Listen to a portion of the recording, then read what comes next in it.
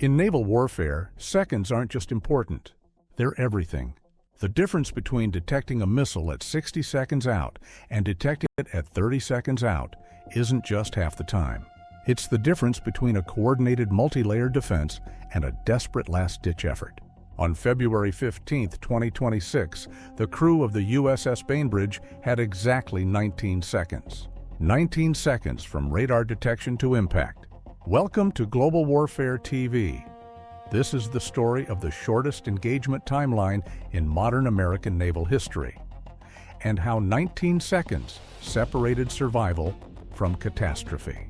0347 hours local time, Central Persian Gulf, 67 nautical miles west of Bushehr.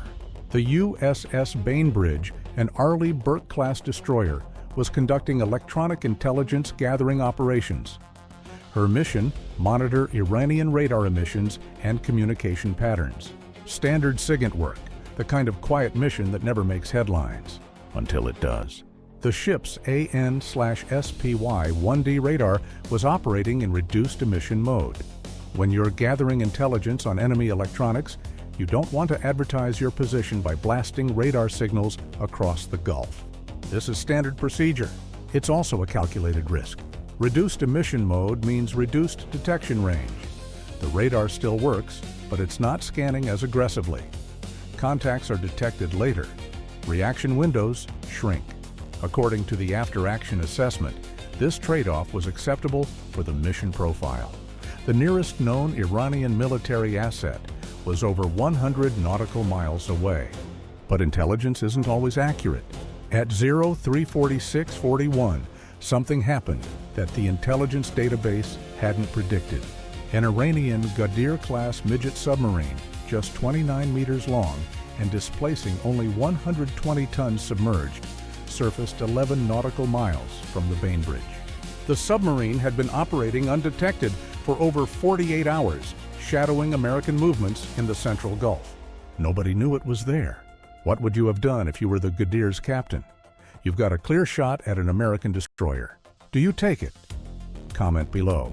The Ghadir surfaced for less than 90 seconds, long enough to launch 2 Nasr-1 anti-ship missiles from its deck-mounted launchers.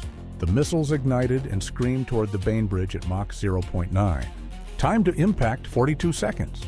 But the Bainbridge's radar was in reduced emission mode. The first detection didn't occur until the missiles were 6.2 nautical miles from the ship. 19 seconds to impact. If you're following this breakdown, hit that subscribe button. Global Warfare TV reveals the technical details that determine who lives and who dies in modern naval combat. 19 seconds. In that time, the Aegis combat system had to detect, classify, calculate an intercept solution, select a weapon, and engage. Under optimal conditions, this process takes 8 to 12 seconds. Conditions were not optimal. The combat system detected 2 contacts simultaneously. Both sea skimmers, both incoming at high speed, both on a collision course with the ship. 2 targets, 2 intercept solutions required, multiple weapons assignments. The computer made its calculations in 4.7 seconds. 2 SM-2 Block 3A missiles received fire commands. 15 seconds to impact. The forward VLS hatches blew open. The first SM-2 erupted from its cell, trailing white smoke. 14 seconds to impact. The second SM-2 launched.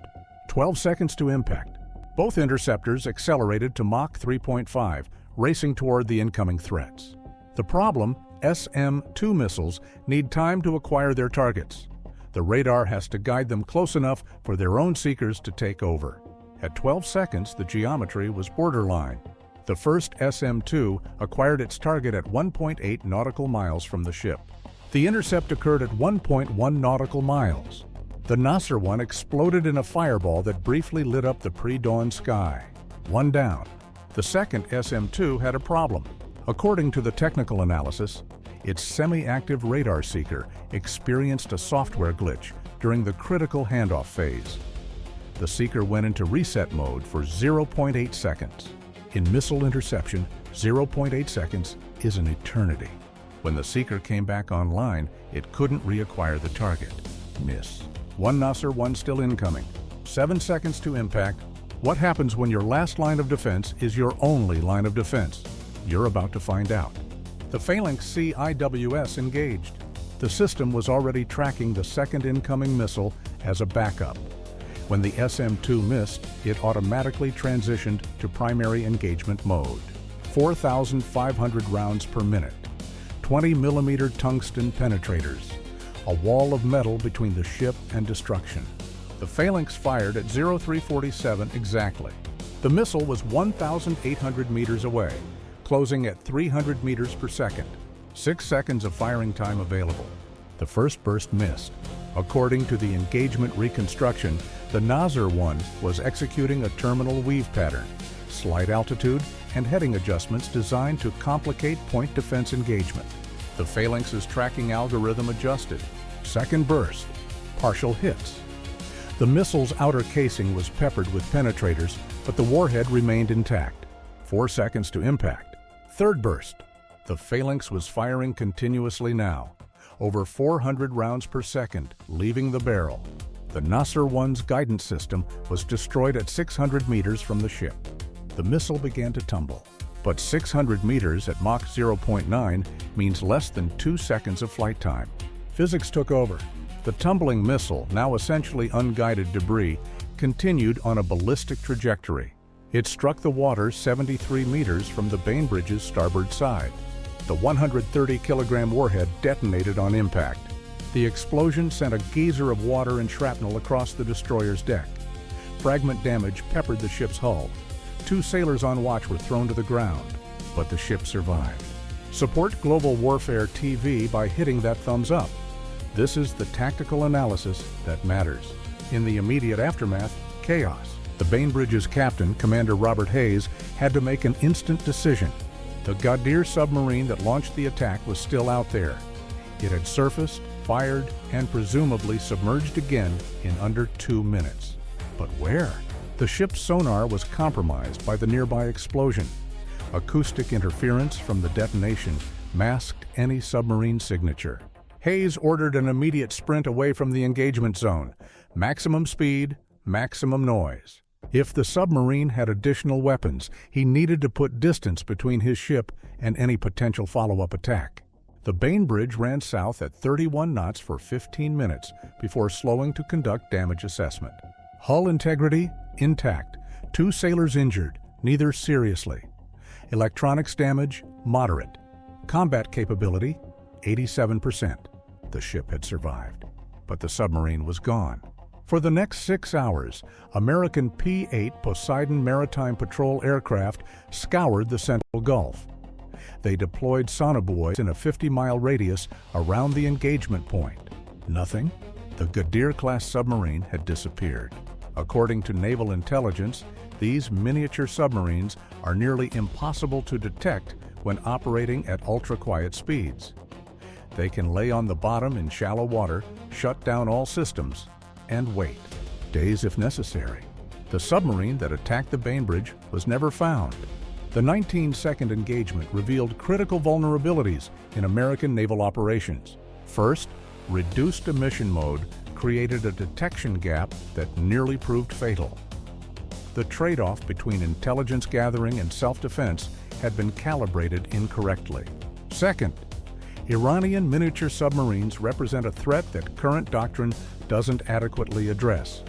They're small, quiet, and willing to get close. Third, the SM-2 software glitch that caused the second interceptor to miss was traced to a known bug that should have been patched months earlier. Bureaucratic delays in fleet-wide software updates had left ships vulnerable. The Navy implemented immediate changes. All SIGINT missions in the Gulf now require escort vessels operating in full emission mode. The submarine detection gap is covered by dedicated ASW assets. The software patch for the SM-2 seeker was deployed fleet-wide within 72 hours. And intelligence analysts began a comprehensive reassessment of Iranian submarine capabilities.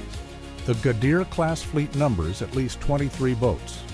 They're cheap to build, cheap to operate, and nearly impossible to track in shallow Gulf waters. If one submarine could get within 11 miles of an American destroyer undetected, others could too. Commander Hayes received a commendation for his actions that night.